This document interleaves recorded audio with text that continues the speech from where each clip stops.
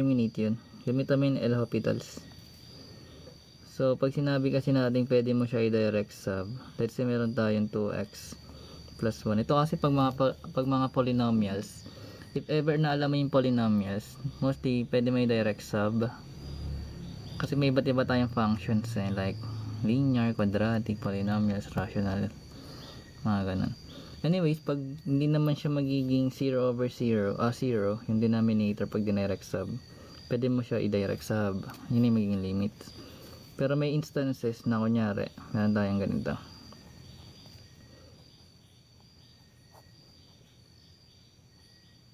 So basically ito guys, pag dinirect sub mo to, magiging 0 over 0 siya, di ba? Magiging indeterminate. Pero hindi mo siya pwede i-direct sub kasi magiging 0 yung denominator mo. Pero pwede mo siya apply ng ibang mga methods, like pwede mong gamitan ng left hand side, right hand side, or pwede mo siya i-factor out. Like, alam naman natin dapat kasi na kapag meron tayong x squared minus 4, that is equal to x plus 2 tsaka x minus 2. That is difference of 2 squares. So, pwede natin i-over yung x minus sa baba. Then, pwede mo siya ma-cancel na doon sa part na yun. Then, total, wala na tayong denominator. X plus 2 na lang siya. Pwede mo na i-plug tong 2 dito. So, magiging 2 plus 2 na siya, which is equals to 4. Ito yung magiging limit. So, kapag ganito rin, kung may knowledge ka na about derivatives, tawag dito, pwede mo to kasi gamitan ng L'Hospitals. Pero kung alam mo yung derivative, syempre.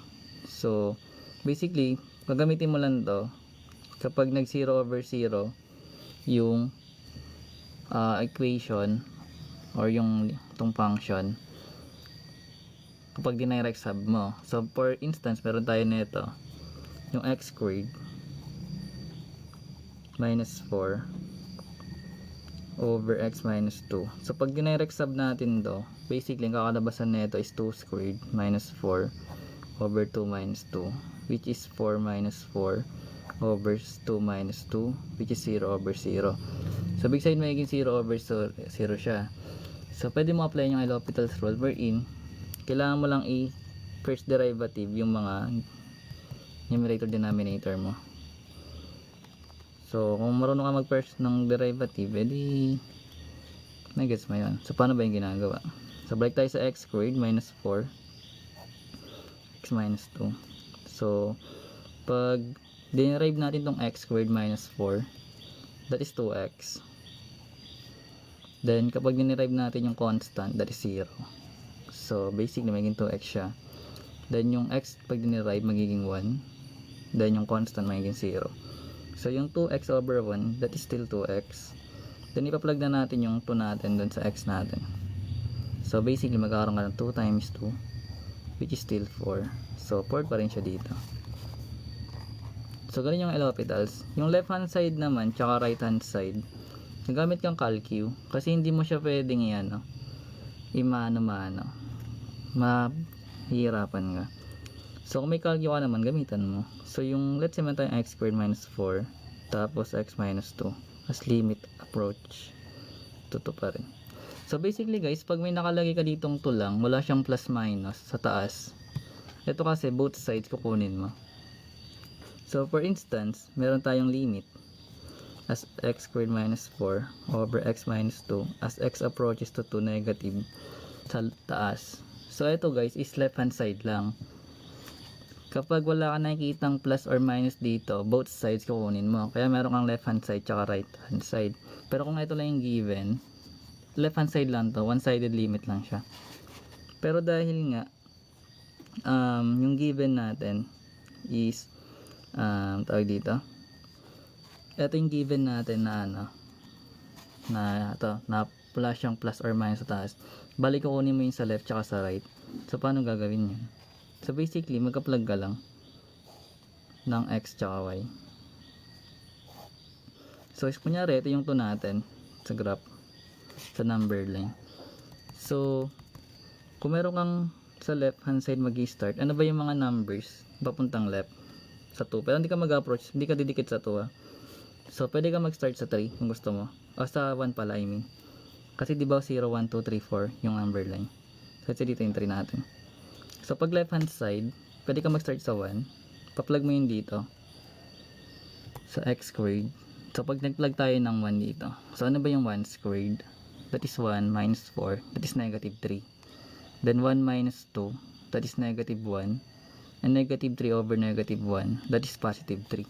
So, bali magiging 3 yung y natin dito. Kumbaga sinasubstitute lang natin. So, ayun yung una mong gagamitin. So, pag lumapit ka pa dito, let's say natin mo to, this is 1.5. So, yun yung pa-plug mo dito. Siyempre, gagamitan mo yun ng calcio kasi mahirapan ganyan. Kasi approaching lang naman yung ginagawa. Anyways, lalagay mo siya dito. So, basically, siguro lalabas dito is 4 point o 3.9 something, mga ganyan. Di ko alam pero na-approximate lang natin. Then, sunod naman, lapit mo ulit. Pwede mong gamitin yung 1.8. Tapos, 1.9. Kung gusto mo.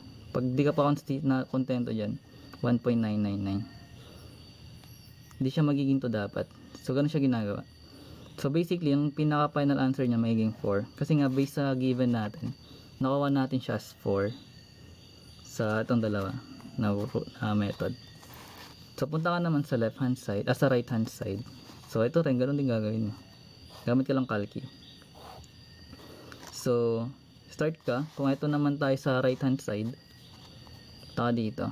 So, pupunta ka doon. Pwede ka mag-start sa malaking number. Kunyari 3 or 4. So, let's say 3 na lang yung ginamit natin. So, ano yung mangyayari pag nilagay mo siya dito? So, magkakaroon ka ng 3 squared. That is 9. Minus 4, that is 5. Over 3 minus 2, that is 1. So, magiging 5 over 1, which is 5. Yung unang value. So, pwede kang hatiin mo to. So, ano ba yung 2 tsaka 3 pag hinati? That is 2.5. Pwede mo gamitin 2.5.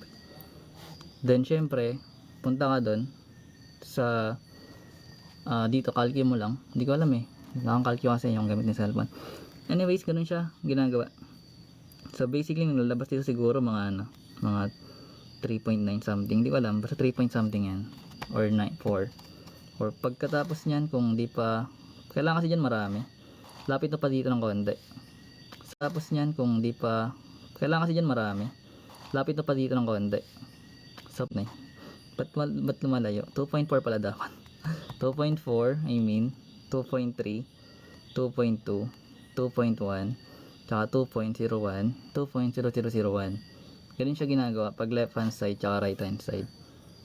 Palapit ka ng palapit dito sa given na limit. Then, syempre, pag pares sila ng number, total pares talaga yan kasi nakuha na nga natin siya dito. So, the limit exists, which is 4. Then, kapag kunyari naman may instances na yung left hand side mo is magkaiba siya sa right hand side, so DNA yun, ibig sabihin the limit does not exist. May mga cases na ganun guys, na for example, meron tayong, hirap kasi magbigay ng given, pero iano ko lang yung case na kunyari meron tayong limit, tapos yung sa approaches 3 kunyari meron tayong f(x). Kunyari yung sa left hand side mo, so pag nilagay natin dito, let's say nakuha natin is infinity, positive.